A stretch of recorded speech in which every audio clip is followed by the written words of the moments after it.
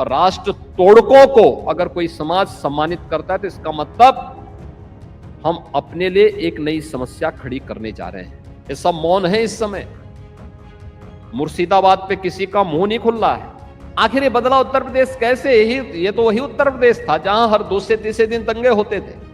जैसे आज मुर्शिदाबाद जल रहा है, याद करिए 17 के पहले उत्तर प्रदेश में भी ऐसे होता था। कभी मुजफ्फरनगर के दंगे 6 महीने तक चला था, मुजफ्फरनगर का दंगा। उत्तर प्रदेश में 2017 के पहले जिस प्रकार की व्यवस्था थी, अराजकता थी, गुंडागिर्दी थी, न बेटी सुरक्षित थी, न व्यापारी सुरक्षित था। पिछली सरकारों के लिए बेईमानी और भ्रष्टाचार का अड्डा बन गया था। ये जो लोग इंग्लैंड की यात्रा करते हैं, इंग्लैंड में होटल बनाते हैं, अपना वहां अय्याशी करते हैं, ये वही पैसा है जो प्रदेश की जनता का पैसा था। ये लोग जो जातिवाद की बात करते हैं, जातीयता की चर्चा करते हैं, इन लोगों से पूछा जाना चाहिए इन लोगों ने अपने कार्यकाल में कितने दलितों के मकान बनाए, कितने सामाजिक न्याय के महापुरुषों को सम्मान दिया। आप देखेंगे जीरो आएगा। भारत का लोकतंत्र इतना सशक्त है कि उसने अपने सभी स्तंभों के लिए उसकी लक्ष्मण रेखाएं भी तय की हैं। विधायकों को क्या करना है,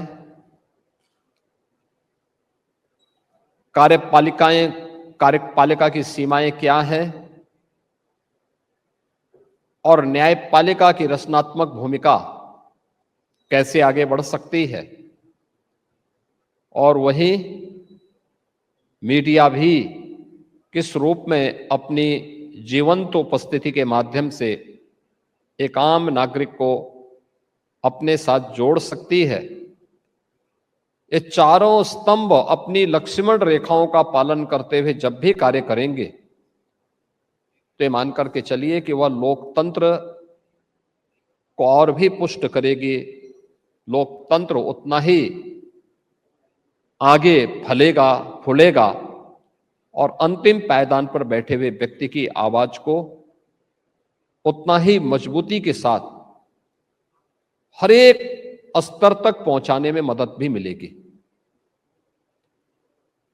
शासन की सभी प्रणालियों में लोकतंत्र को सबसे अच्छा इसलिए भी माना गया है क्योंकि हर व्यक्ति को बिना भेदभाव के एक समान अधिकार के साथ, समान मूल्यों के साथ जीने की पूरी स्वतंत्रता होती है।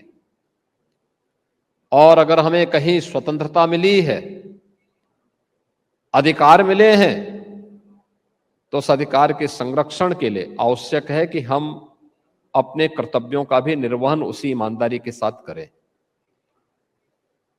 सदैव से चला है, कर्तव्य और अधिकारों के बीच में सदैव से एक द्वंद्व रहा है, कौन भारी है, कौन ज्यादा सशक्त है। याद रखना, कोई भी अधिकार तभी सुरक्षित है जब तक वह अपने कर्तव्यों का ईमानदारी पूर्वक निर्वहन कर रहा है। अगर वह अपने कर्तव्यों से तनिक भी विरत हुआ नहीं तो उसके सामने स्वयं एक संकट उसके अस्तित्व का आ खड़ा होगा। लेकिन दुनिया के अंदर ये भारत 140 करोड़ नागरिकों को उसके लोकतांत्रिक अधिकारों की सुरक्षा करते हुए एक साथ दुनिया के सबसे बड़े लोकतंत्र के रूप में स्थापित हुआ है। तो चारों जो पिलर हैं, इन सब के द्वारा अपनी अपनी जिम्मेदारियों का निर्वहन करने का ही परिणाम है।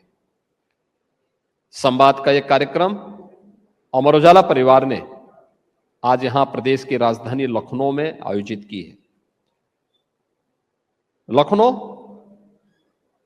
उत्तर प्रदेश की राजधानी एक पौराणिक और ऐतिहासिक पृष्ठभूमि का सिटी है। अपने साथ एक विरासत लेकर के चला है,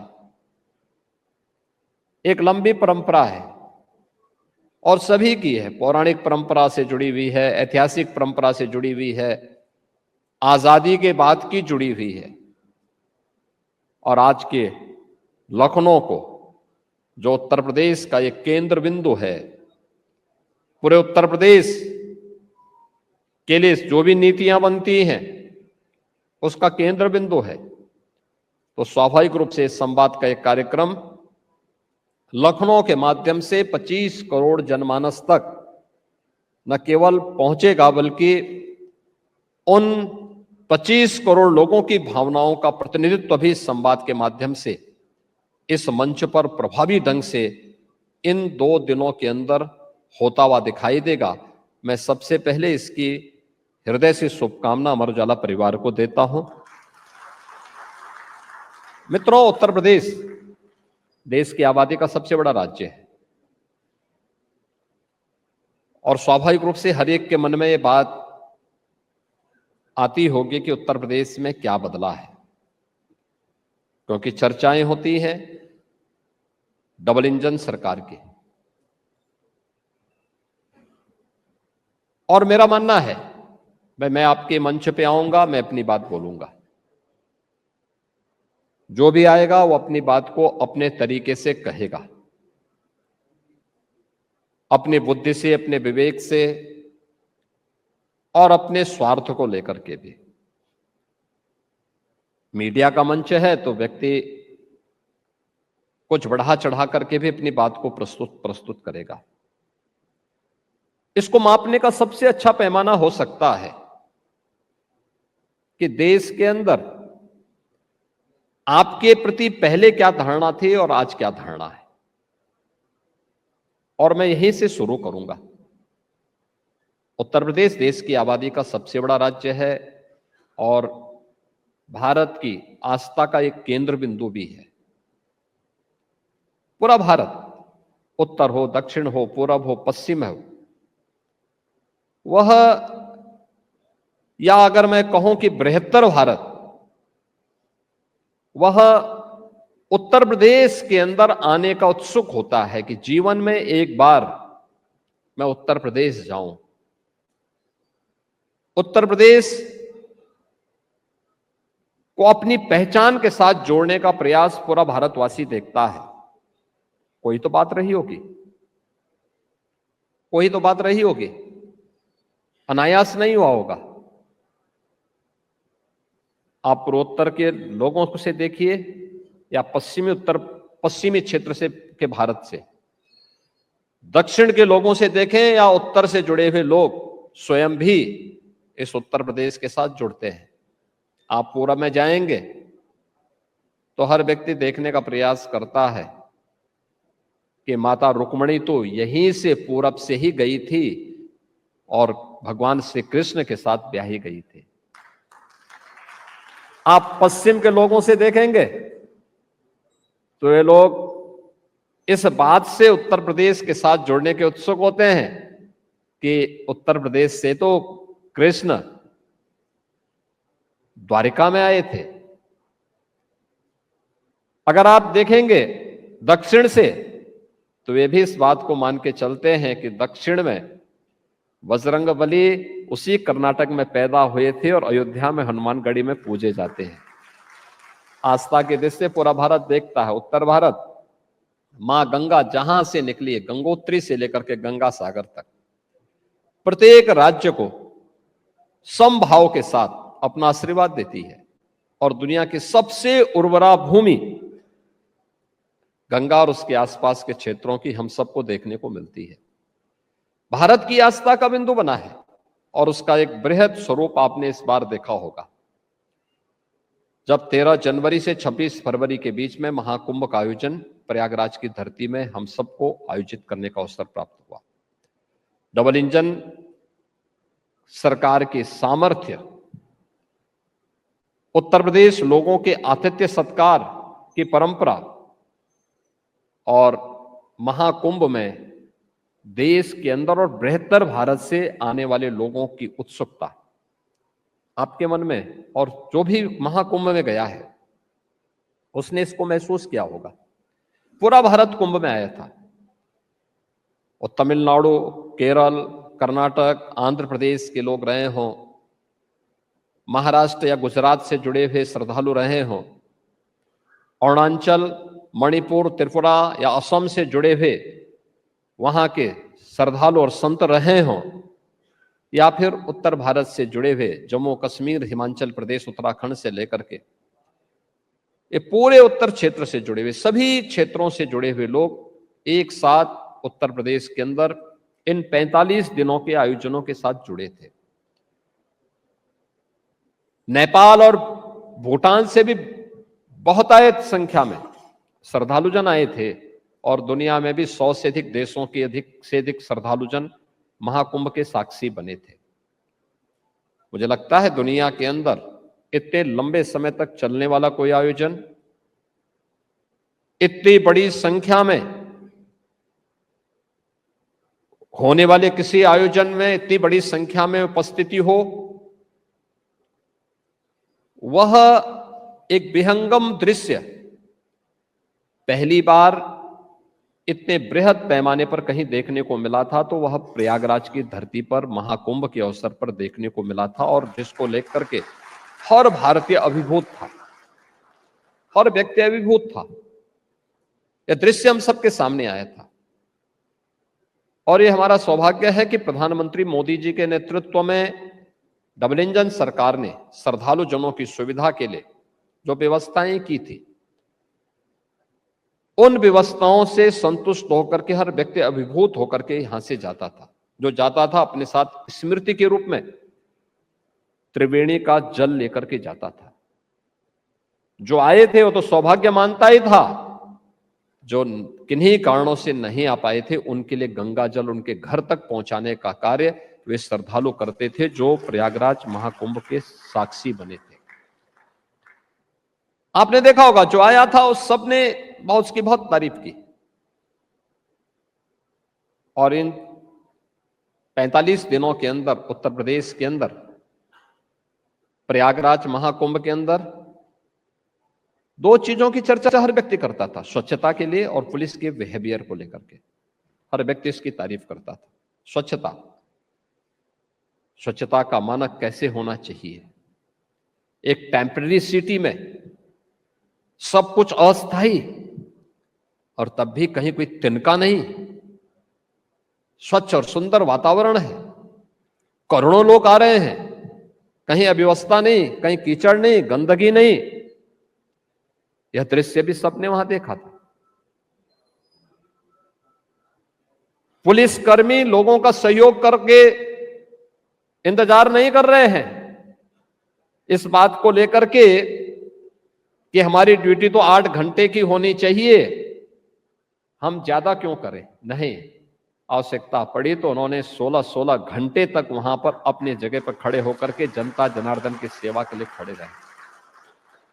सर्दी गर्मी किसी की परवाह नहीं की, जनता जनार्दन की सेवा में वहां डटे रहे।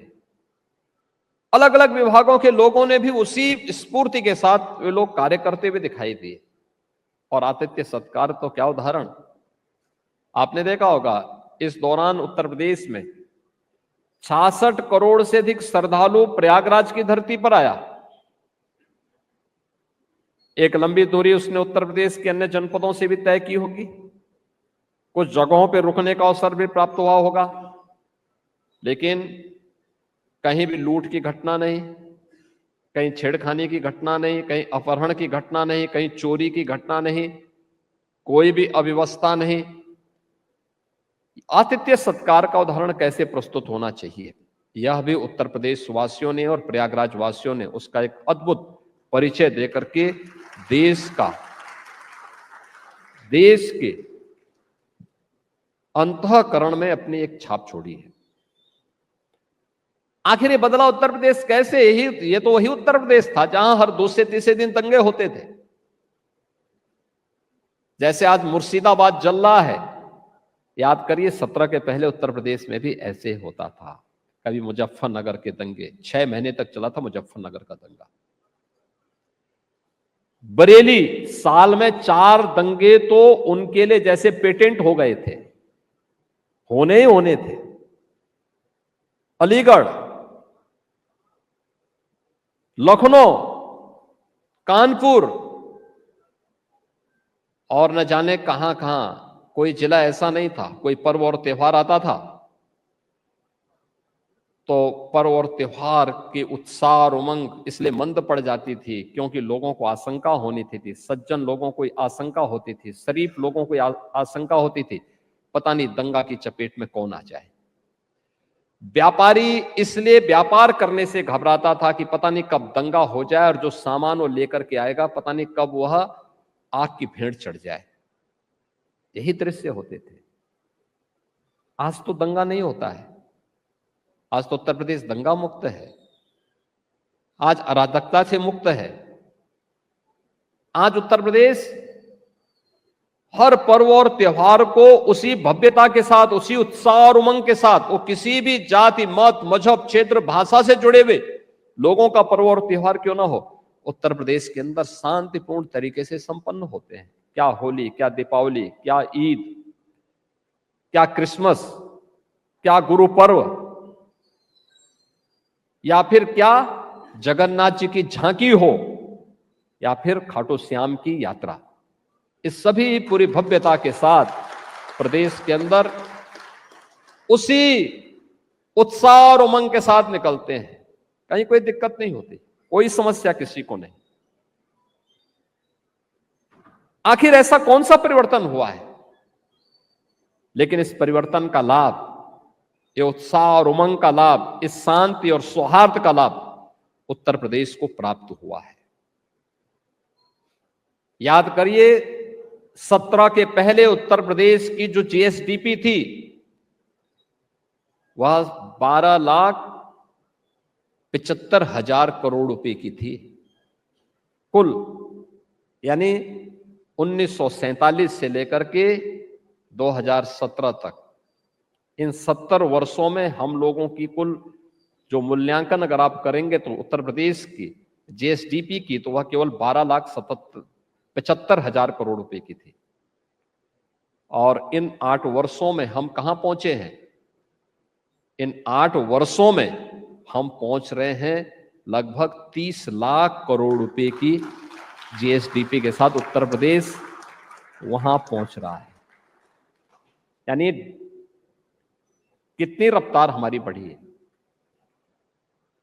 यह देश जब आजाद हुआ था, उत्तर प्रदेश की पर कैपिटा इनकम जो प्रति व्यक्ति आए थे और नेशनल एवरेज के बराबर थी या उससे अच्छी थी। उर्वरा भूमि थी, हमारे पास पहले से ही जल संसाधन प्रचुर मात्रा में था। उस समय उद्योग भी उतने नहीं लगे थे।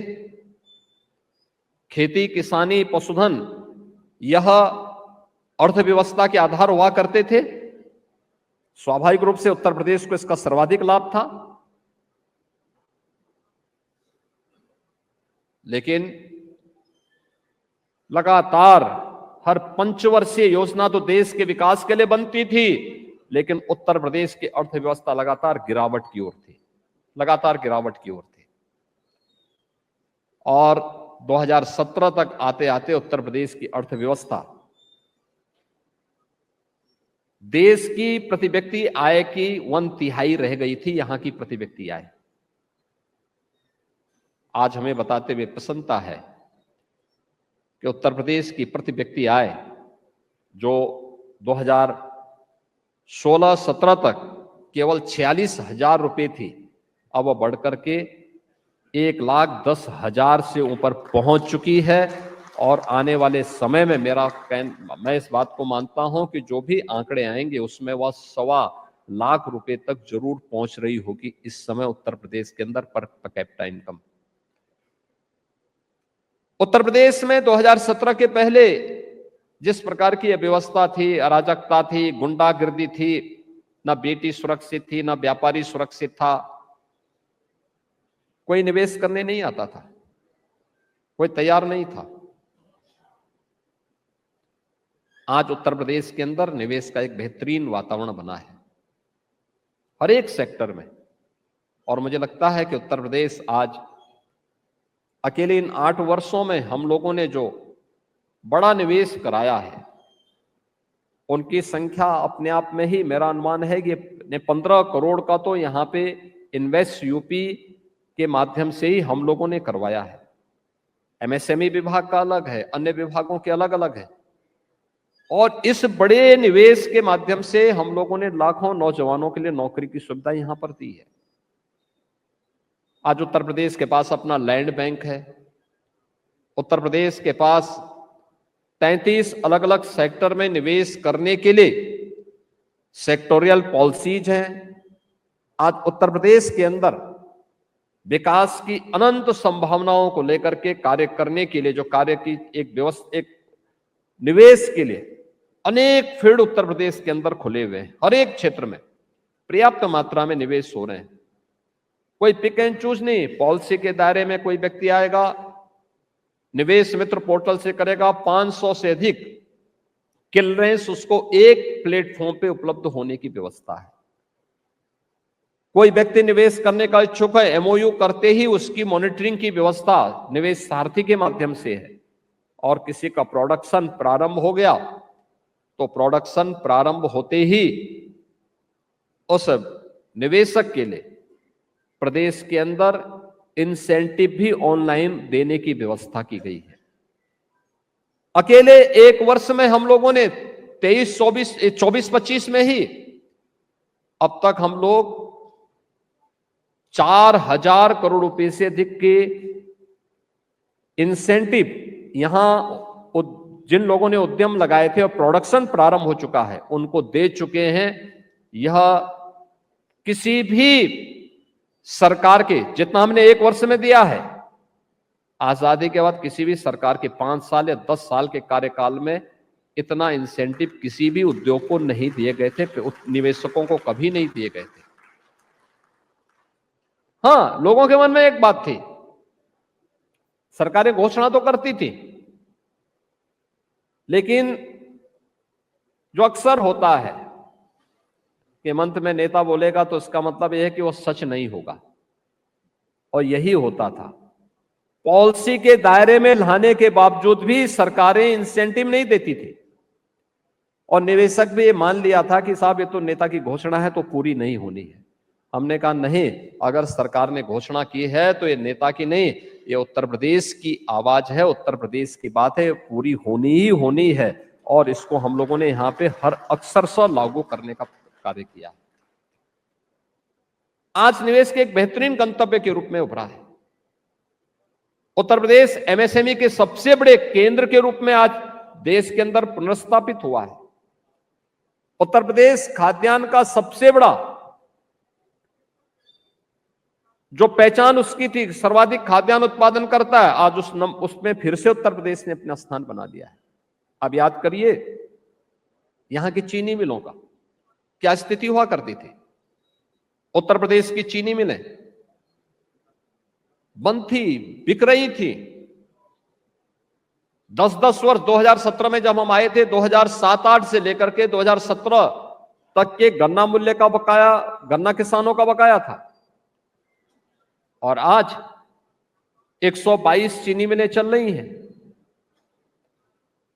122 चीनी मिलों में 105 चीनी मिल ऐसी हैं जो एक सप्ताह के अंदर गन्ना मूल्य का भुगतान कर रही है। बाकी जो चीनी मिलें हैं, उन 17 चीनी मिलों में भुगतान तो वे भी कर रही हैं, हां उनमें थोड़ा लेट है, हम उसको भी समयबद्ध तरीके से भुगतान करने के लिए बाध्य कर रहे हैं। देश का सर्वाधिक, यानी 1996 से लेकर के 1996 से 2017 तक गन्ना मूल्य का किसानों को जितना गन्ना मूल्य का भुगतान हुआ था, 8 वर्ष में हमने उससे अधिक 60,000 करोड़ रुपए, उससे अधिक यानी 2,80,000 करोड़ रुपए किसान के खाते में डीबीटी के माध्यम से उपलब्ध करवाने का काम किया है। यह है सरकार की स्पीड। हर एक सेक्टर में उत्तर प्रदेश ने आज एक नई छलांग लगाई है। इंफ्रास्ट्रक्चर में उत्तर प्रदेश के बारे में तो हर व्यक्ति जानता था, सड़कों में गड्ढा है या गड्ढे में सड़क है पता नहीं लगता था। एक्सप्रेसवे पिछली सरकारों के लिए बेईमानी और भ्रष्टाचार का अड्डा बन गया था। मुझे याद है जब हम लोग आए थे, पूर्वांचल एक्सप्रेसवे, एक उदाहरण मैं दे रहा हूं, आप समझ सकते हैं कि इंफ्रास्ट्रक्चर में किस प्रकार की बेईमानी हावी थी। हम लोग जब आए, हमें बताया गया कि पूर्वांचल एक्सप्रेसवे बन रहा है। मार्च में हमने शपथ ली, मई में मैं इसकी समीक्षा कर रहा था। तो मैं तो प्रोग्रेस के लिए देख रहा था कि कितनी प्रोग्रेस हुई है, उसकी प्रगति कितनी है। तो मुझे बताया गया कि साहब अभी कार्य प्रारंभ नहीं हुआ है। मैंने कहा क्यों? सीएम ने तो, मैंने सुना है 2016 में इसका शिलान्यास कर लिया है। उन्होंने कहा साहब शिलान्यास हुआ है लेकिन लैंड ही नहीं है। अब अनुमान करिए, आप एक्सप्रेसवे का शिलान्यास कर रहे हैं, 340 किलोमीटर लंबे एक्सप्रेसवे का शिलान्यास कर रहे हैं, लेकिन लैंड नहीं है। तो मैंने उसका पूरा फिर से वो मांगा। मैंने कहा मुझे पूरा डिटेल में बताया जाए क्या है इसमें, क्यों नहीं हो पा रहा है। तो कहा साहब लैंड नहीं। तो मैंने कहा लैंड एक्वायर करो। कहा साहब अभी अलाइनमेंट भी नहीं तय है कि कहां पे बनना है। तो मैंने कहा शिलान्यास किसका हुआ है? कहा, उन्होंने कहा अरे शिलान्यास देखते रहेंगे, बाद में बनता रहेगा, पहले शिलान्यास कर लेते हैं। और मैंने कहा ये मैंने सुना है कि इसमें ठेके भी आवंटित कर दिए गए। कहा हाँ साहब वो सब हो चुका है। अनुमान करिए कितना बड़ा मजाक होता था। मैंने कहा कितने में बांटे हैं? कहा ये पूरा प्रोजेक्ट है 15,200 करोड़ रुपए का। तो मैंने कहा भी इसको फिर से कैंसिल करके अब अलाइनमेंट तय करो। इसमें अलाइनमेंट तय किया गया और उसके बाद फिर से लैंड एक्विजिशन की कार्रवाई प्रारंभ हुई। 1 साल का समय लगा था। हमने टेंडर करवाए, वही पार्टियां आ गई और उन्होंने ठीक 15,200 करोड़ रुपए में ही फिर से टेंडर हुआ। तो मुझे कुछ शक हुआ। मैंने कहा 16 का टेंडर 18 में भी 15,200 करोड़ रुपए का ही कैसे हो रहा है? कुछ कम ज्यादा तो होता। 2 साल के बाद कुछ दाम भी बढ़े होंगे। तो मैंने फिर उसको कैंसिल किया। मैंने फिर कहा कि भाई ये काम करो, अब टेक्निकल और फाइनेंशियल बिड एक साथ मंगाओ और एक साथ देखो इसमें कैसे कुछ तो खेल हुआ था। और जब हम लोगों ने एक साथ मंगवाया तो आप आश्चर्य करेंगे कि वही एक्सप्रेसवे हमारा बना है 11,800 करोड़ रुपए में। जिसपे 15,200 करोड़ रुपए खर्च हो रहे थे, वही 11,800 करोड़ रुपए में बना है। यानी ये लूट थी। ये जो लोग इंग्लैंड की यात्रा करते हैं, इंग्लैंड में होटल बनाते हैं, अपना वहां अय्यासी करते हैं, ये वही पैसा है जो देश की, प्रदेश की जनता का पैसा था। और बाद में शराफत का चेहरा लेकर के आपके बीच में आकर के मीठी मीठी बातें करके निकलते हैं। ये वही चेहरे हैं जिन्होंने प्रदेश को लूटा है अपने स्वार्थ के लिए। उत्तर प्रदेश को जातिवाद के नाम पर बांटा है और जब सत्ता में आते हैं तो परिवार का कब्जा जमा करके केवल परिवार की बात करते हैं। ये वही लोग हैं। मैंने एक एग्जाम्पल दिया आपको, एक एग्जाम्पल दिया है मैंने। ऐसे अनंत एग्जाम्पल हैं आपके पास सामने। जहां जाएंगे वहां पे एक नया घोटाला मिलता था। यही उत्तर प्रदेश में होता था। और अपने घोटालों को, अपनी बेईमानी को छुपाने के लिए इन्होंने सरकार के पैरेलल, समानांतर कुछ सत्ताएं उभारी थी हर जनपद में। उसी को कहते थे 1 डिस्ट्रिक्ट 1 माफिया। हर जिले में एक माफिया उनका था। माफिया के सामने उनके कंपनी उनमें छूटती थी। माफिया वहां पे अपनी मर्जी से पूरी व्यवस्था का संचालन करता था। वही दंगा भी करवाता था, प्रदेश की संपत्तियों में भी लूट खसोट करता था, ठेकों को हथियाता था, प्रदेश को अराजकता की ओर धकेलता था, बेटी और व्यापारी के सामने भी पहचान का संकट खड़ा करता था। और सरकार बदली, दंगा मुक्त हुआ, आज उत्तर प्रदेश माफिया मुक्त भी हो चुका है। आपने देखा होगा प्रदेश की गरीब जनता बीमारी से मरती थी। अकेले पूर्वी उत्तर प्रदेश में इंसेफ्लाइटिस नाम की एक बीमारी थी। 40 वर्ष में 50,000 मासूम बच्चों की मौत हुई है इस बीमारी से। आपने किसी राजनेता को उन मासूम बच्चों की मौत पर कभी रोते हुए देखा है? किसी की आंखों में आंसू नहीं आया होगा। इसलिए नहीं आया होगा क्योंकि मासूम बच्चे वोट बैंक नहीं थे।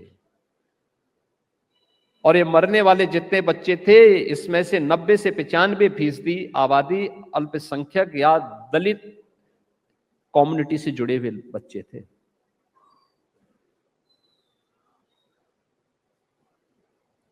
उन बच्चों के लिए जिनके आंखों में कोई आंसू नहीं थे, कोई संवेदना नहीं थी, उस इंसेफ्लाइटिस से हजारों मौतें प्रतिवर्ष होती थी। उसके निदान के लिए, उसके उन्मूलन के लिए कोई भी उन्होंने कोई कार्य नहीं किया। लेकिन जब माफिया, दुर्दांत माफिया मरते थे तो उनके लिए आंसू बहाने के लिए और उनके लिए जाकर के किस तरीके के ये लोग किस प्रकार की हाहाकार मचाते थे, ये दृश्य सबने देखा है। मित्रों, आज मुझे बताते हुए प्रसन्नता है, इंसेफ्लाइटिस पूरी तरह समाप्त हो गई उत्तर प्रदेश से। अगर माफिया मुक्त हुआ है तो इंसेफ्लाइटिस जैसी बीमारियां भी उत्तर प्रदेश से पूरी तरह समाप्त हुई है। उत्तर प्रदेश में अब 1 डिस्ट्रिक्ट 1 माफिया नहीं, बल्कि 1 डिस्ट्रिक्ट 1 मेडिकल कॉलेज खुल चुके हैं। हर जिले में एक मेडिकल कॉलेज, स्वास्थ्य के एक नए केंद्र के रूप में। इस सरकार पर निर्भर करती है वो किस प्रकार की का सिस्टम देना चाहती है। आज हमारे पास देश का सबसे अच्छा इंफ्रास्ट्रक्चर है, एक्सप्रेसवे का सबसे बड़ा नेटवर्क हमारे पास, भारतीय रेल का सबसे बड़ा नेटवर्क हमारे पास, हाईवे का सबसे अच्छा नेटवर्क हमारे पास, इंटर स्टेट कनेक्टिविटी 4 लेन की कनेक्टिविटी के साथ जुड़ चुकी है। हर डिस्ट्रिक्ट हेडक्वार्टर 4 लेन की कनेक्टिविटी के साथ जुड़ चुका है। और देश के अंदर की पहली रैपिड रेल, पहली इनलैंड वाटरवे उत्तर प्रदेश के पास, और सर्वाधिक सिटी में मेट्रो का संचालन करने वाला राज्य भी उत्तर प्रदेश है। ये सभी कार्य आज उत्तर प्रदेश के अंदर हो रहे हैं। ये सब एक साथ जब चलता है, जब समग्र विकास की किसी एक रणनीति के साथ सरकार कार्य करती है, बिना भेदभाव के। 25 करोड़ की आबादी है। हम जाति के नाम पर नहीं, क्षेत्र के नाम पर नहीं, भाषा के नाम पर नहीं, बल्कि प्रधानमंत्री मोदी जी के मंत्र सबका साथ और सबके विकास के भाव के साथ समाज के प्रत्येक तबके के लिए कार्य करेंगे। योजना का लाभ उन तक पहुंचाने का काम करेंगे जो उसका अधिकार है, तो परिणाम आने में देर नहीं लगती है। और वही परिणाम आज हम सबके सामने है, वही परिणाम हमारे सामने है जो उत्तर प्रदेश की अर्थव्यवस्था में उछाल आया है। कभी उत्तर प्रदेश बीमारू राज्य कहलाता था, आज बीमारू राज्य नहीं, ये मान्यता थी। मैं 5 बार सांसद था और 5 बार सांसद रहते हुए मैंने इस बात को महसूस किया था। दिल्ली की गलियारों में, लुटियन जोन्स में मैं इस बात को सुनता था। कभी कभी मुझे बुरा भी लगता था कि कैसे लोग हमारे राज्य के बारे में कहते हैं। लोग बोलते थे कि साहब कोई योजना बनाओ, उत्तर प्रदेश में जाते हुए फेल हो जाती है, क्योंकि देश का आबादी का 17 से 20% आबादी तो यूपी में निवास करती है, और अगर यहां नहीं योजना लागू हो पा रही है तो इसका मतलब वो फेल हो जाएगी। आज केंद्र सरकार के द्वारा चलाई जाने वाली लगभग 4 दर्जन योजनाएं ऐसी हैं जिनमें उत्तर प्रदेश देश के अंदर नंबर 1 पर है। अब हम पीछे नहीं हैं, नंबर 1 पर हैं किसी भी योजना में। कोई अनुमान करेगा देश के अंदर 80 करोड़ लोगों को फ्री में राशन की सुविधा है, तो उत्तर प्रदेश में 15 करोड़ लोग उससे लाभान्वित हो रहे हैं। देश के अंदर 50 करोड़ लोग आयुष्मान भारत की सुविधा का लाभ प्राप्त कर रहे हैं, उत्तर प्रदेश में 10 करोड़ लोग उसका लाभ ले रहे हैं।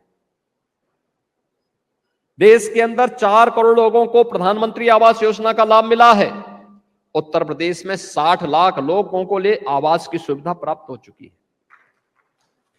ये लोग जो जातिवाद की बात करते हैं, जातीयता की चर्चा करते हैं, इन लोगों से पूछा जाना चाहिए इन लोगों ने अपने कार्यकाल में कितने दलितों के मकान बनाए, कितने सामाजिक न्याय के महापुरुषों को सम्मान दिया। आप देखेंगे जीरो आएगा, क्योंकि किया ही नहीं। ये वोट बैंक के रूप में केवल इस्तेमाल करने के लिए ये लोग एक नया प्रोपोगंडा कर रहे हैं, महापुरुषों को गाली दे रहे हैं, राष्ट्र नायकों का अपमान कर रहे हैं।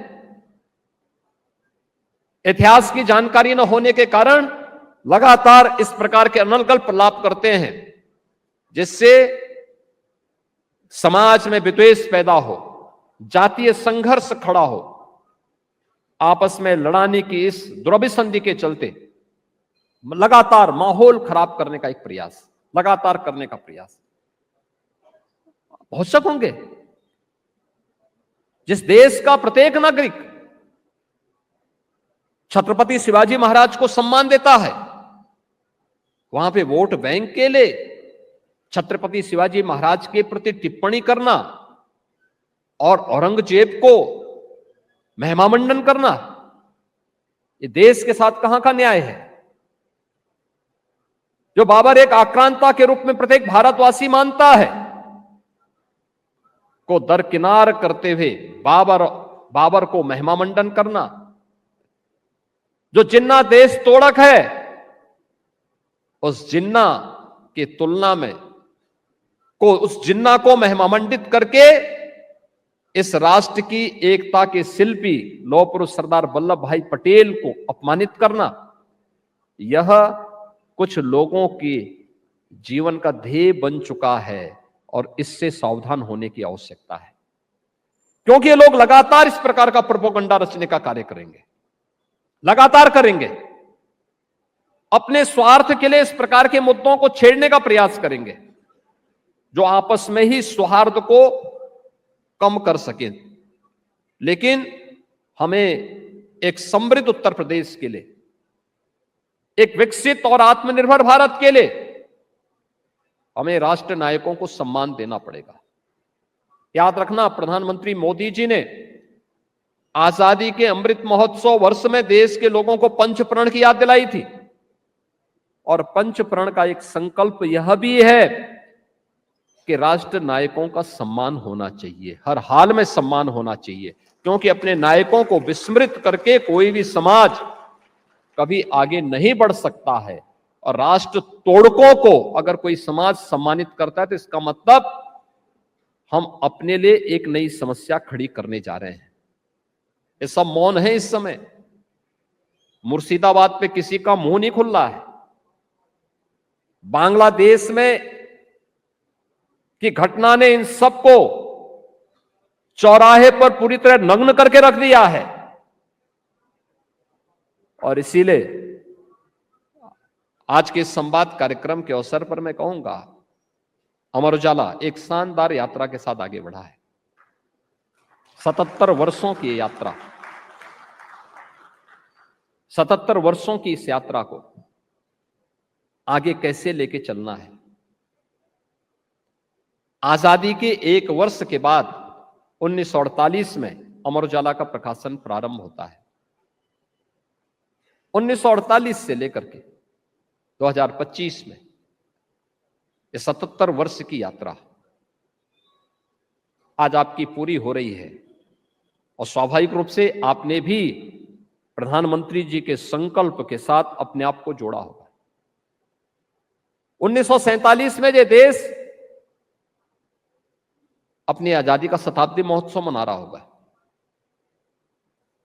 1947 का भारत कैसे होगा और 1949 में मीडिया की भूमिका देश के विकास में क्या होगी, यह अमर उजाला को भी तय करने के लिए 100 वर्ष की इस यात्रा के दौरान अपने पाठकों को बताना पड़ेगा कि उन्होंने इन 100 वर्षों में विकास में किस प्रकार का योगदान दिया है, समग्र विकास में, नौजवानों के लिए, अन्नदाता किसानों के लिए,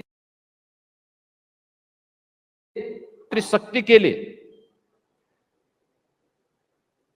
श्रमिकों के लिए, समाज के अलग अलग तबके के लिए किस भूमिका के साथ हमने कार्यक्रम को आगे बढ़ाया है। अनेक रचनात्मक कार्यक्रमों के साथ अमर उजाला परिवार कार्य करता है। यहां पर अतुल माहेश्वरी जी के नाम पे स्कॉलरशिप के कार्यक्रम को जोड़ता है। मेधावी छात्रों के सम्मान के कार्यक्रम के साथ मुझे कई आयोजनों के साथ जुड़ने का अवसर प्राप्त हुआ है। दिव्यांग जनों के लिए भी अनेक कार्यक्रमों के आयोजन अमर उजाला परिवार के द्वारा आयोजित होते हैं। अन्य अनेक जो रचनात्मक कार्यक्रम हैं, इन सब के साथ साथ कैसे हम और बड़े स्केल पर इस कार्यक्रम को आगे बढ़ा सकते हैं और राष्ट्र निर्माण की इस प्रवर्तमान अभियान में एक विकसित भारत की परिकल्पना को साकार करने के लिए, आत्मनिर्भर भारत की संकल्पना को साकार करने के लिए, विरासत और विकास के इस अद्भुत संगम को जो नया भारत आज प्रधानमंत्री मोदी जी के नेतृत्व में अनुभव कर रहा है, इसको और द्रुत गति से आगे बढ़ाने के लिए मीडिया की क्या सकारात्मक भूमिका हो सकती है, उस सकारात्मक भूमिका के लिए अमर उजाला परिवार निरंतर कार्य करेगा। मैं 77 वर्ष की शानदार यात्रा के लिए अमर उजाला परिवार को एक बार फिर से हृदय से बधाई देता हूं, अपनी शुभकामनाएं देता हूं और विश्वास व्यक्त करता हूं कि संवाद की परंपरा अनवरत आगे बढ़ती रहनी चाहिए। आप सबके प्रति मेरी मंगलमय शुभकामनाएं हैं। धन्यवाद। जय हिंद।